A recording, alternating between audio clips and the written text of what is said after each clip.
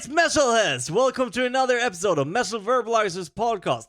In this episode, I am going to bring you another band that has been existing for a good while.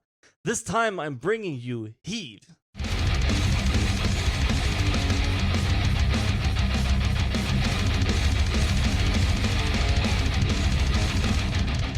HEAVE is a band that started back in 1994 in Stockholm, Sweden. That means that we have yet another band that has been in the game for a good while.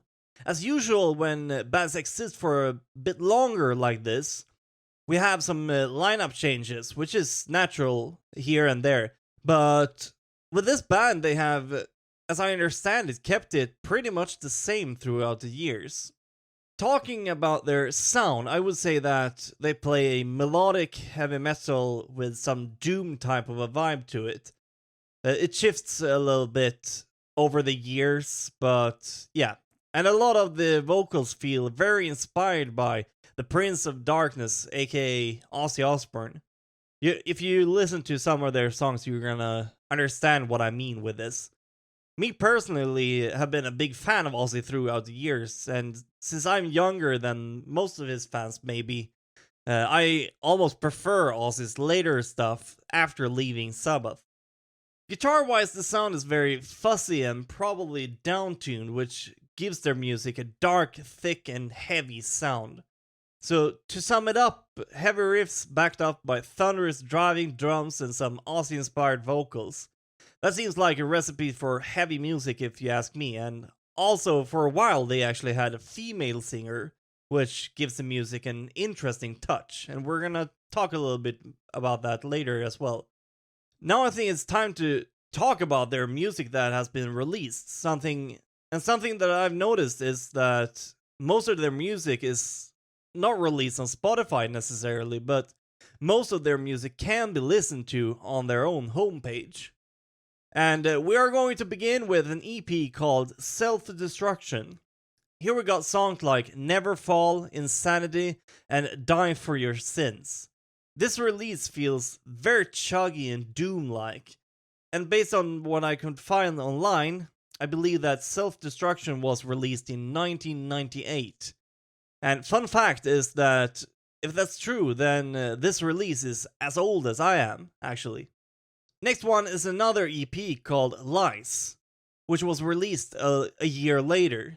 This one is another 5-track EP containing of songs like Into Your World, Lies, and Time. At this point, the guitars have an almost thrashy sound to it, with those like scoop mids that thrash is often known for when it comes to guitars. But now we have Final Day, which was released in 2006, and in this full-length album, we have songs like The End, Stand My Ground, and Stranger. Biggest change for this is that we now have a change in vocalist, and for this album they have brought in a female singer by the name of Anna Olsson. Also a fun fact is that this album was produced by Mike Weed, known from King Diamond and Merciful Fate.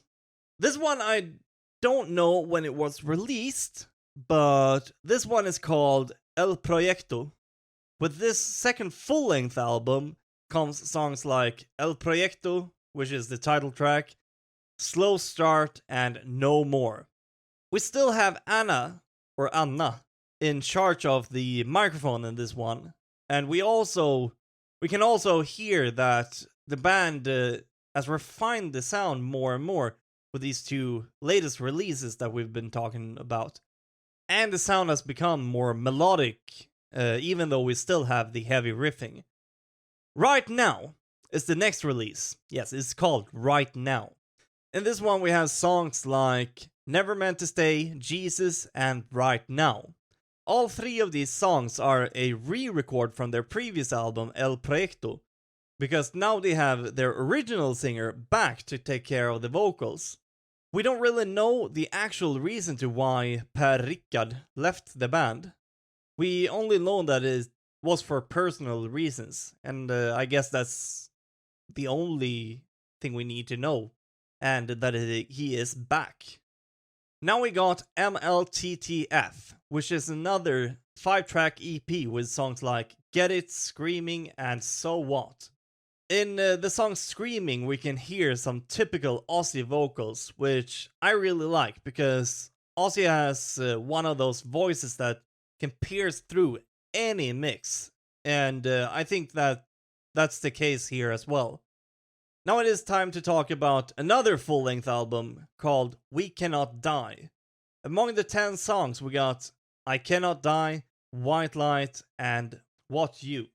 At the end of this album you can find all of the songs from their previous EP, which is not a bad way to end the album in my opinion, because the whole EP was great actually.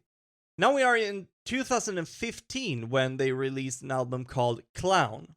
This is another full-length album with 9 songs. Here you got songs like Clown, Demon from Hell, and Totally Lost.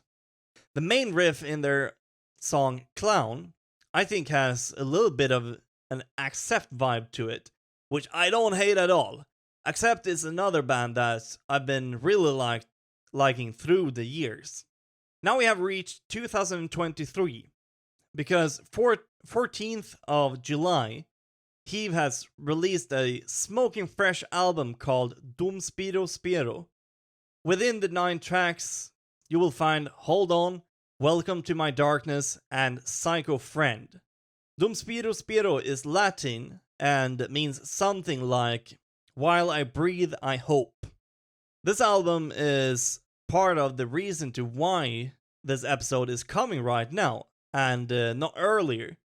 I've actually had a little bit of a contact with the singer for a while right now, and we thought that this was the actual perfect time to release this episode. Now we have gone through all of their releases, and there are plenty of heavy tracks in there to listen to. But right now it's time for maybe the hardest part, which is my own little concept that I call Erik's Top 5. So let's go for the list. Number 1, Hold On from Dum Spiro Spiro. Number 2, Screaming from We Cannot Die.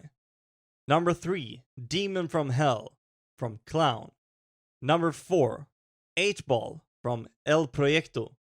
And number 5, Fears Come Alive from Final Day. This was my pick of top 5 from HEAVE, and the main idea with the list is to give you somewhere to start when listening to HEAVE, because I think that we got a good mix with songs from all over the years in there. And my question to you right now is, do you agree with my list, or should there be other songs on there instead? It would be great if you want to join us on our social media and tell us your top 5 list. With a new album just released, I can imagine that the band has live shows in the plans and hopefully new music in the future. I would say that HEAVE is a band that is totally underrated and is deserving of much more exposure.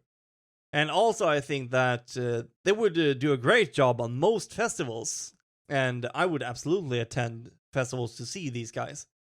As I understand it, they have mostly played shows in clubs in Stockholm, so it would be cool to see them venture out in Europe more to reach out to other audiences as well. But anyways, with that said, if this band sounds like something that you would enjoy, don't hesitate to give them a listen, and while you're at it, you should absolutely give them a follow on their social media. It's free, and it's a fantastic way to help the band to get exposure with new people. And with that, you will get updates on what the band is up to with shows and new music, etc, etc, etc. And if you like what we are doing here on Metal Verbalizers podcast, bringing you new awesome music to listen to, don't forget to give us a follow as well, so that you can stay updated on what we are up to next. Sometimes we are interviewing the bands that we talk about, and sometimes the bands come on and tell stories from their tours. You can also be the one to decide the next band to be verbalized. Just leave a comment on one of our posts, and we will take your pick in consideration when we pick the next episode. Alright, you've been listening to Metal Verbalizers podcast, verbalizing the Swedish metal band HEAVE. Thanks for listening, see you next week in another verbalization.